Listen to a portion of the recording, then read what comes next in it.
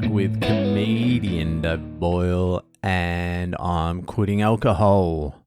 So it looks like we've got the Toronto venue locked in. It's not 100% yet, but it looks like about 98%. Well, the dude who owns it said yes, so it's looking good. I tell you what, I'll be just fucking glad to have Vancouver and Toronto locked in and just tickets on sale, because I cannot be fucked with any of the other shit. The emailing, the organizing, the fucking promo. It doesn't sound hard, but fucking it's time consuming and it is a pain in the fucking ass. I've been speaking to a couple other comedians. This Chinese comedian who's blown up in Australia recently, He Huang. She's running her own ship as well. She has no management. She's selling tickets and shit. And she's fucking tapped out. She's done. And this other guy, fucking Billy Darcy, very funny Sydney comedian, actually, young guy, fucking funny. He was saying he just did a 3-month tour, but he's like, he won't be doing anything for the rest of the year because just fucking organizing it and doing all the promo and fucking all the bullshit just got to him. And now he's just going to be doing gigs. And I totally understand that. These fucking guys, you got to respect them. Like these big dudes, they do have a lot of shit taken care of them, but they also went through these stages as well, where they had to organize all their shit, where they had to sell their own tickets, where they had to promote everything, where they had to fucking do everything themselves. And then eventually they bust through it. But then when you break through to like the next level, I think the work just becomes more and more. I don't think you just get to chill out. I keep thinking in my head that eventually you break through to a level where you can just fucking chill. That's my mindset. That's the mindset of a killer. I'm just going to work hard now so I can break through to a point where I don't have to work at all. Do you think that's what Michael Jordan was thinking? Maybe that is a major flaw in my philosophy. Maybe I should be embracing all this admin. I love it. This is just part of the game, baby. But I do have nothing but respect for those top guys like the big comedians, because you are just fucking working your fucking ring off. At that level, you're going hard. To maintain it, you have to. You have to be doing fucking like a million different things. No one tells you that when you get into it. No one sits you down and says, look, this open mic stage, it sucks, but it gets harder after that as well. It keeps getting harder. What? I didn't get into this to work hard. I got into this to tell some jokes to bring joy to the fucking world. All I want to do is bring joy to the world, and I have to work my fucking ass off for that? That's what most comedians got into comedy for, to bring joy to the world. That was their main objective, all these narcissistic fucking sociopaths. All they want to do is bring joy to the world, like me. All I want to do is bring laughter and joy to people's faces. And a little bit of horror. Some horror and some groaning. And some walkouts.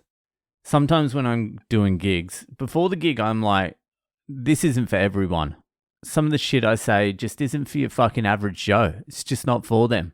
And I'm well aware of that. And then I'll go to the gig and I'll do the gig, and like, let's say 50% of the audience loves it, and the other 50% who would hate me just normally. If they were speaking to me at like a bar, they would hate me. Let alone fucking me saying some heinous shit to their face while they're watching.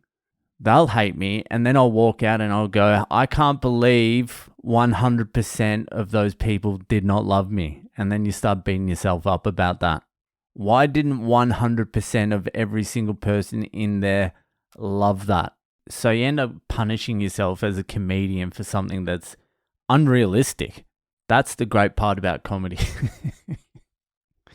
You just fucking take it in the ass every time. It doesn't matter what happens. Anyway, Toronto and Vancouver will be fucking on sale. I'm going to say next week. So fucking keep an eye out for it. I'll be pumping it from fucking now until December anyway. Looks like Toronto will be December 9 and Vancouver December 6.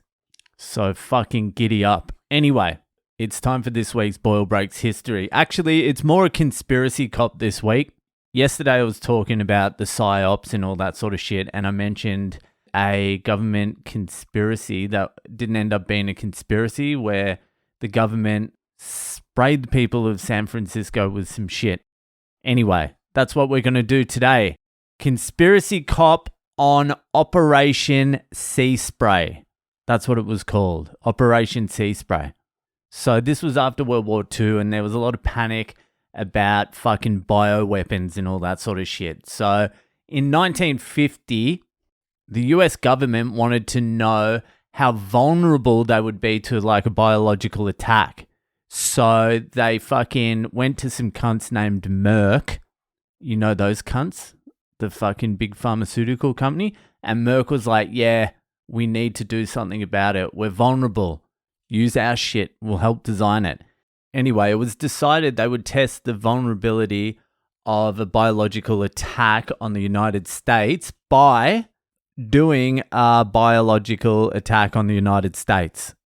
The best way to find out if a foreign government can conduct a biological attack on you is to have your own government do a biological attack on you. So that's what they did. Operation Sea Spray, it was called. So it was the US Navy.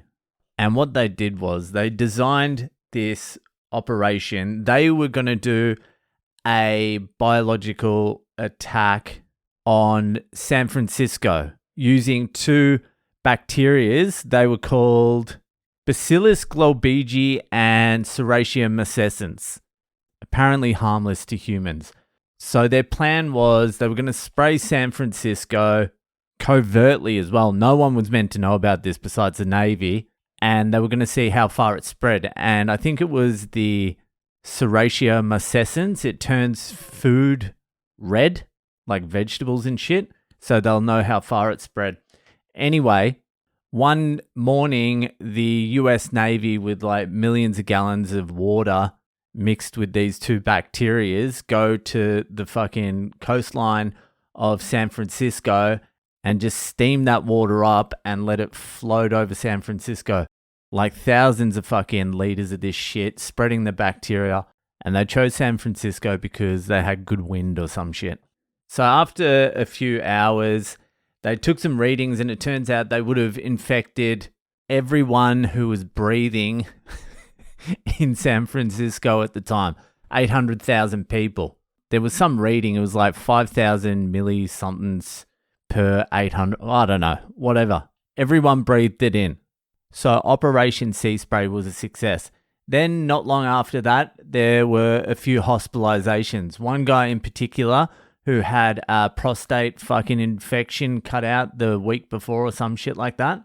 He got hospitalized and they found this Serratia marcescens in his system. And the doctors were like, where the fuck did this come from? Serratia marcescens has never been found naturally in the hospitals ever. Where did it come from? Anyway, it infected this dude's heart. He ended up dying. 11 other people got hospitalized. They all had UI infections or some shit like that. They all had STDs. But they all recovered. But the doctors were like, where is this Serratia marcescens coming from? What's going on? So there was a bit of panic. Then it all sort of like came out. They did an investigation. They got some fucking neutral observers or whatever to test these two bacteria. And it turns out Serratia marcescens is fatal in people with highly compromised immune systems. That was the independent body researching that. Then it went back to the government scientists and they were like, nah, it's all cool. It's all sweet. Serratia marcescens is all sweet. And then they continued doing fucking other testing for the next 25 years until Richard Nixon signed a ban on bioweapons testing on the population, which is fucking wild. And the government said it did nothing to San Francisco, but a lot of people are saying that that Operation Sea Spray turned most of San Francisco gay and woke. So who knows? So that's Operation Goddamn Sea Spray. So when cunts are saying, no, the government's not spraying us, You can say, they did. They have before, and they did it for like 25 years. The rest of it's still classified. This is the only one that got unclassified. And then people will say, well, the government's changed now. It's so much better. Yeah, the government's better now than in the 50s, is it? Look at the cunts in charge, please. That's not even an argument you can make. Anyway, that's Operation Sea Spray. It wasn't from planes. It was from a Navy ship. I thought it was from planes. But conspiracy confirmed, and that'll do for today. If you're enjoying the podcast, give it a share around, and I'll see you the fuck later.